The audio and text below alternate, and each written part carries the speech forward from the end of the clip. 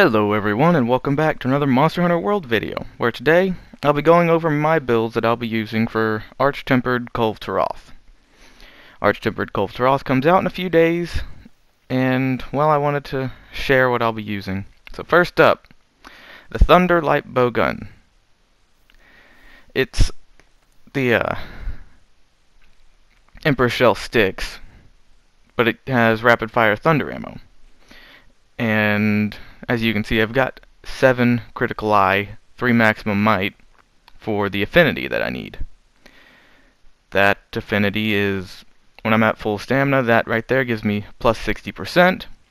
And since weakness exploit doesn't work on Kulve Taroth for ammo types, on pretty much anything except their chest, you don't need it at all. So, you got the critical element, the thunder attack, and the part breaker to break the most amount of parts you possibly can. And that's the main goal of this build. This is how much damage it does to the training dummy, which to Kulve Taroth it'll do more since she takes double the thunder damage. Here's Sticky in case you want to see it. Because, I don't know, you might want to use Sticky before she gets all hot and bothered and goes into her weakened state.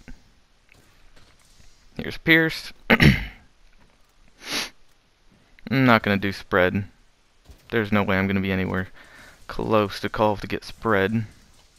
Slicing it's meh. It's alright. Alright. And we got 3 recoil suppressors so you can move while you're doing the rapid fire. Having 3 recoil suppressors, it just gives you more faster fire rate, so you can do more damage faster.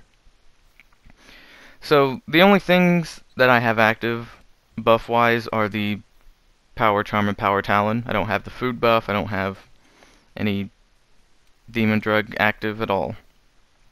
So all of this is just straight up no buffs.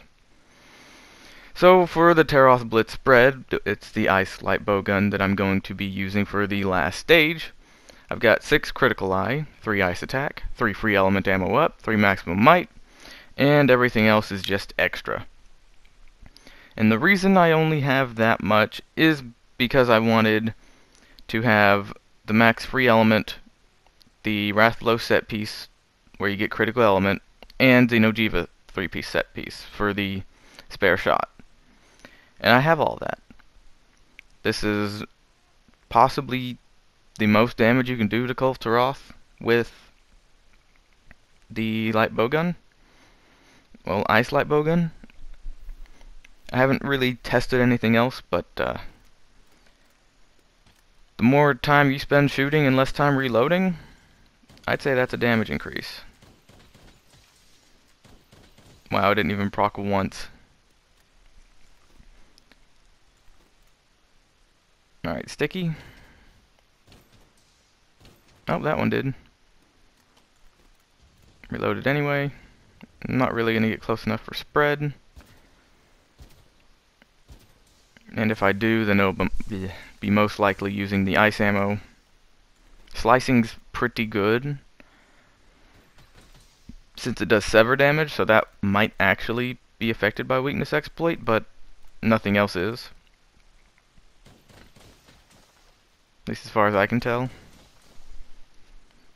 So when you run out of ice or freeze ammo, you can swap to water ammo, but you should probably carry some ice herbs with you to craft the freeze ammo. At least I will. So for the bow, it's a little difficult, you might say, to get a ton of damage or a ton of affinity, because the only affinity skill you can actually have for Kulve Taroth that's useful is critical eye. There's latent power and agitator, but those are conditional. Critical eye isn't. It gives you solid 30% when you max it out, so that's what I went for. But that's the only affinity you can have, other than the 4 attack boost that I don't have. So once again, critical element. I've got part breaker in here, the 4-shot and spread to, give me more damage on those. And this is gonna be the most affinity I can get, since I can't use maximum might since the bow uses stamina.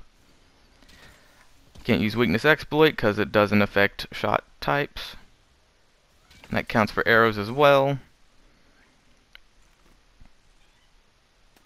You can bring the affinity booster and use it, which I do recommend if you're using the ice bow. You could probably use the affinity booster 2 or 3 times before you get to the end, but you might want to save it for the end whenever your team gets a mount or knocks her down or something. It's pretty meh. It's not really, Dragon Piercer isn't really that good against Kulve. I mean, yeah, it'll do a bunch of damage, but it's not safe. And you can do a lot more damage by just doing normal shots. So we'll move on to the ice bow. And for the ice bow, the Legia Snow Fletcher is the best bow for ice. That hasn't changed. So critical eyes maxed out, ice attack is 3, constitution, of course, and normal, spread, and bow charge plus. That's in all bow builds. And then we've got the critical element from the 2 Rathalos pieces. And now I'll show you the damage that it does to this thing. Even though Kulve Taroth takes more elemental damage, so for Thunder, whenever she's got her mantle, she takes 60%. And for Ice, whenever she's all out, her horns take 60% ice damage. She can still be in her mantle, and as long as you break the gold plating off the horns, you can do the ice damage to her horns. And you can chip them, but you won't do any actual damage to them until you get to the 4th stage. So once you chip the horns, move on to other parts, get the other damage, since after the chip it doesn't even matter. But yeah, with the affinity booster you get to 80%, which is, it's pretty nice. You could actually get it to 90% if you augment it for affinity, but I've got mine augmented for health regen, since this was back whenever I really didn't care. I just wanted health regen on all my weapons. But for the bow, I would much rather have the affinity. Alright, now we've got the Master's Touch Greatsword. So, for the Greatsword, I've got a ton of damage in it, and a ton of affinity. Pretty sure it's 100%, and you could get more if you take out 1 maximum might and put in some peak performance or some more attack, but this is perfect for me, because pretty much every hit I do will crit if it's a weak spot. It's very, very nice. The 2 focus is beautiful.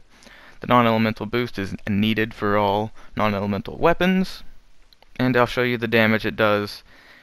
And once again, I don't have any buffs, just the Power Charm and Power Talon. So this is doing 400 to this training post is pretty nice. And then the true charge is 800. Okay. So you could actually get more if you do there's like 3% more with the perfect hit, since during the part of the attack, see that 452. I don't know if that was more. I wasn't paying attention.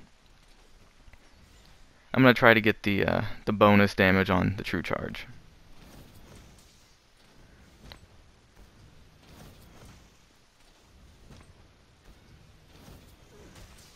And yep, bonus damage. So it's not much. It's like 3%. But if you get it with the perfect part of the blade, then it does more damage. Once again, it's not much. So I'll be taking Might Seeds, Demon Powder, and what is it? Might Pills. Just for whenever somebody gets a mount, knocks her down, I'll pop them all and do a ton of damage. So for the Longsword, there are two builds I have, because one is more sharpness based, the other is just a tiny bit more damage. So for this one, it's just 6 critical eye, 5 attack boost, crit boost, 3 weakness exploit, 3 handicraft, 3 maximum might, not an ultimate boost. Got Master's Touch on it, so you don't lose sharpness. Same with the Greatsword build. I don't remember if I said that or not, but if I didn't, oh well. Anyways, this one, without all my buffs, does the most amount of damage I can do without having peak performance. The other build I have does a little bit less, but you swap out 1 Mighty Jewel for 1 peak performance, and it does the same amount. So, with that being said, I'll show you the damage. I'll just get to 3 real quick. There are a couple ways you can get to the 3 charge. Foresighting's the fastest way, but that requires being attacked. You can do 2 hits, the Fade Slash, and then do that. Alright, now. There's also a way you can, well, do the Spirit Thrust if I could do it right. Come on, try again. Foresight, Spirit Thrust. There we go. And 1/16s on all of them. As you can see, I lost 1 unit of sharpness, but that's only because my stamina wasn't full for that 1 hit, but oh well. Alright, moving on to the next longsword, the Taroth Sword Fire. Has more white sharpness, so we don't have to worry about losing the white sharpness during the fight, because we'll most likely be critting anyway. Has more attack and more critical eye, the same crit boost, weakness exploit, maximum might, power prolonger, non-elemental boost. So it doesn't have the high base raw that the Divine Slasher has. It's almost there, but it's not quite. And if I change it to a Flawless Jewel, it actually matches the Divine Slasher with its build, but I'll show you that in a minute. First I'm going to get to red and do the Spirit Helmbreaker to show you what damage it does. Okay, now you can do 2 hits and then start your spirit combo with a triangle input in between them, and you can actually fill up your spirit meter that way. It's not faster, I think it's the same time it takes to throw out the 4 attacks and then do the spirit blades. So it's whatever you prefer. I personally like using the Fade Slash to get it. Alright, now that that's done, go into the Spirit Helmbreaker and 113s. So, just 3 damage loss on each of those hits. It's not bad, but I can match the Divine Slasher with just a 1 peak performance. Which, fighting Kulve, she doesn't really do any damage over time except for her floor lava. So you should actually be fine running peak performance, but I won't. I want the extra affinity, so I just for sure will crit on every hit. And that matches it to 116. Alright. That's the damage that I have with the orange gauge, not raw. With no gauge, that's the orange gauge, because I have it active. If it was raw, it'd be more like 860. I can't remember what it was exactly. Okay, moving on to the dual blades. I'm going to show you the Thunder dual blades first. So for the dual blades, you can't run maximum might. I mean, you can, and you just won't get 100% affinity on your demon dances, which is why I don't have maximum might in it. I've just maxed out critical eye, thunder attack, crit boost, weakness exploit, part breaker, and I've got the critical element. I didn't worry about spare shot, razor sharp, to half affinity, or not half affinity, half sharpness loss, or the Master's Touch, since the only other way I'd get Master's Touch is by running Teostra stuff, and I really didn't want to. So, here's what a Demon Dance does. And remember, Kulve takes 60% thunder, while this pole only takes, I think, 30%.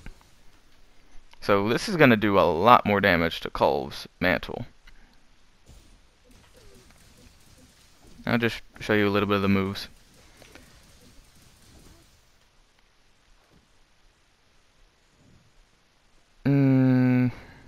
Yeah, that's pretty nice. Okay. You could actually put another thunder attack in it, but I didn't. I just wanted 3. I only used 3 on most of my builds anyway.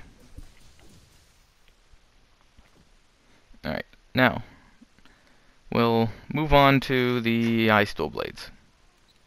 And for the Ice Dual Blades, I used the Kulve Taroth Dagger's Ice because it had the most ice attack, but you have to awaken it, so I had to awaken it. And this is what I came up with. Critical Ice 7, again, Ice Attack 3, Free Element, Critical Boost, Weakness Exploit, and the 2 attack boost is just whatever. I put Protective Polish in there so I could save my sharpness a little bit longer. Even though with the dual blades I think you've got like almost 300 hits before you run out of blue. Especially with this weapon.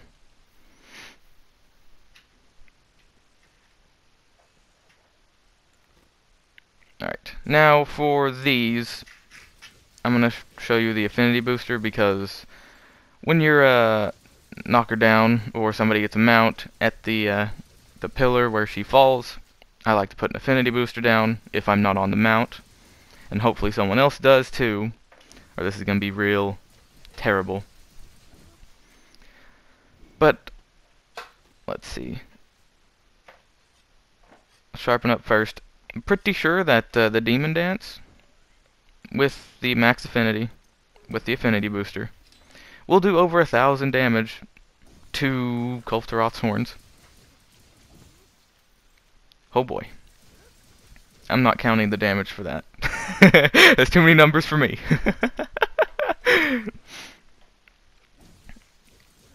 Show it to you again. If you want to go frame by frame and count it all, then you can, but I'm not going to. So that's pretty much it for my Kulve Taroth builds. That's all I'm going to be using. I didn't make a Charge Blade set because I don't really use Charge Blade for Kulve Taroth that much. I prefer using the light bowgun or the greatsword.